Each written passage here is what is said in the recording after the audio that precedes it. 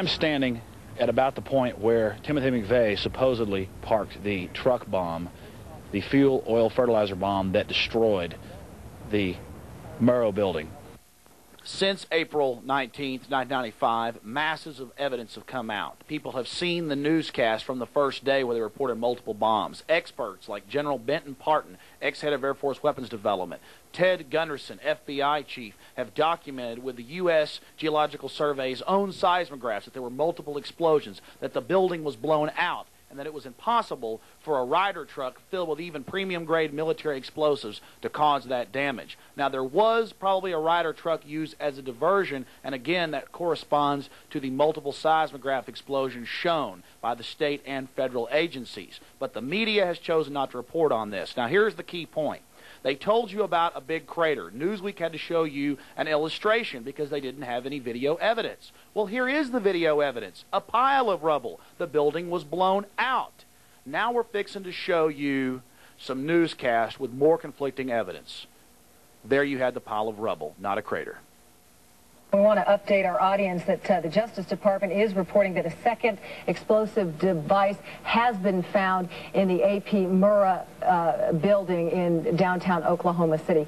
Mike, you're still with us, aren't you? Yes, I am, and I might tell you in addition to that that in fact what we were told at the scene a few minutes ago was that in fact 2 different explosive devices were found in addition to the one that went off. So a total of 3. A total of 3, and of course I have is that one device was deactivated. Apparently there's another device, and obviously whatever did the damage to the Murrah building was a tremendous, very sophisticated explosive device. Unfortunately this time, because as we've told you, 2 other explosive devices were found and were not detonated, and they were larger. The first bomb that was in the federal building did go off. It did the damage that you see right there. The second explosive was found and diffused. The third explosive that was found, and they are working on right now as we speak, I understand, both the second and third explosives, if you can imagine this, were larger than the first. And what these later devices are doing to the rescue effort, time is so valuable right now as they try to get to these people who perhaps somehow are still hanging on. But there were 4 bombs set to go off, according to ATF officials.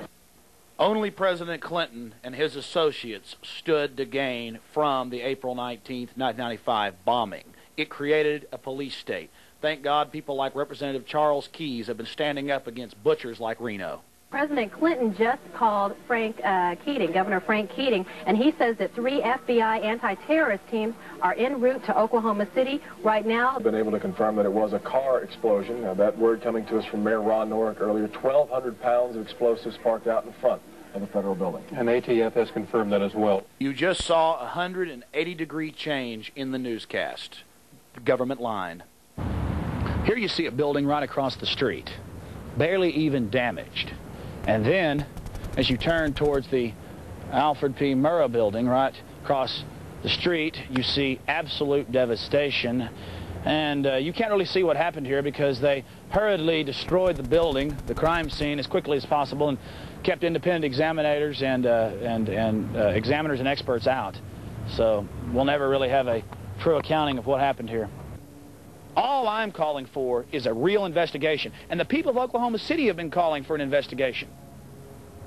So you've got ex-military people, politicians, police chiefs, all across the board smell a huge, gigantic, stinking rat.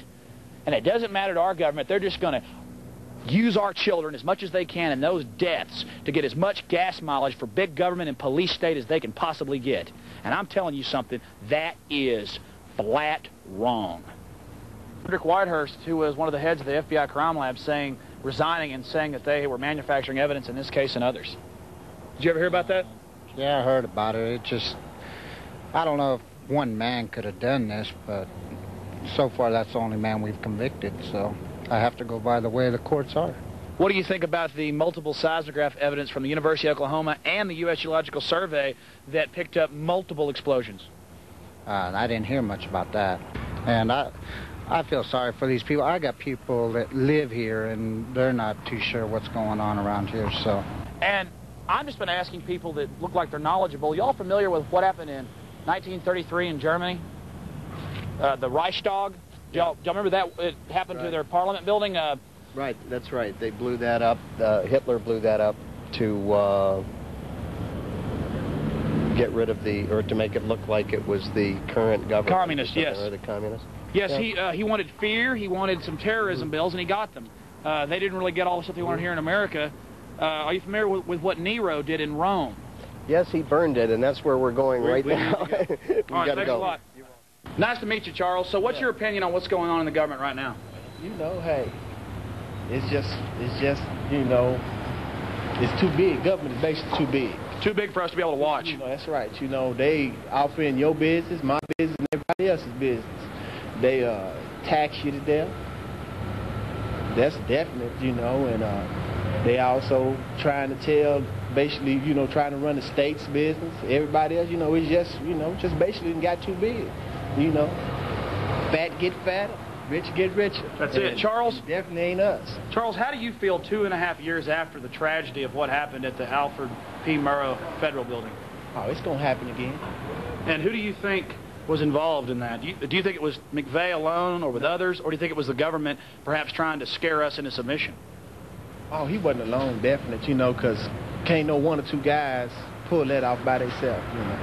And for government building to get blew up, you know they're gonna know what's going on. You know, it's more than what it is. Most definitely. It's also kind of funny that that building was so demolished, but one right across the street was barely even damaged. The only way that could happen is that they know the specifics and where to put the bomb at. You know, real experts. That's right. You know, and hey, just like I said, he was an army. You know, he's in the army, so of course he's trained in military tactics. And you just think about it, you know, the way that building was bombed and blew up, and the way it went up was very professional. Oh yeah, most definitely. Do you think that there have been any unanswered questions about what's happened with the bombing? Do you think the media has done a good job or has tried to find out the truth? Yeah, I think the media have tried to, but you know, it's covered up. You know, it's covered up. What about, you know, y'all? You got to look at it just case in point. John Doe #2. You know, they tell you don't even think about looking for him. Just forget about him. But you know, they just say. But you know. Did you live here, Charles, at the time of the bombing? I live here. I work right here in this building. I was at work. I was at work. Did you feel it? Yeah, I thought this building was blowing up. How many season is being engaged in? President Clinton bragged on Air Force One in 1996 to the press that he owed the revival of his presidency to the Oklahoma City bombing. General Parton, Ted Gunderson, Anthony Hilder, and many people with expertise in this area have documented what is happening. People like Jane Graham, who was a survivor inside the Murrah building, saw strange utility personnel placing packages against pillars in the lower areas of the building. We have photographs of the Ryder truck being loaded with fuel oil at Camp Grouper, and that is in northern Oklahoma.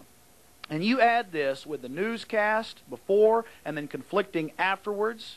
You add this with Newsweek having to use a artist rendition to show you the 8-foot deep, 30-foot around crater.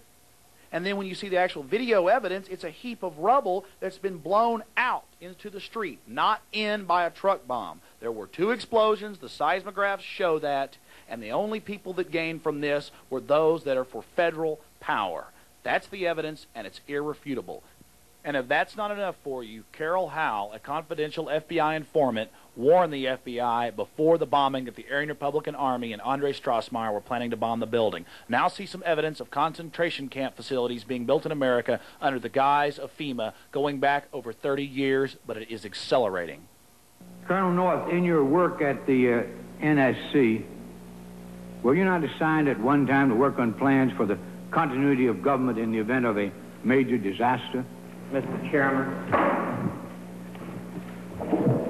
I believe that question touches upon a highly sensitive and classified area, so may I request that you not touch upon that, sir? I was particularly concerned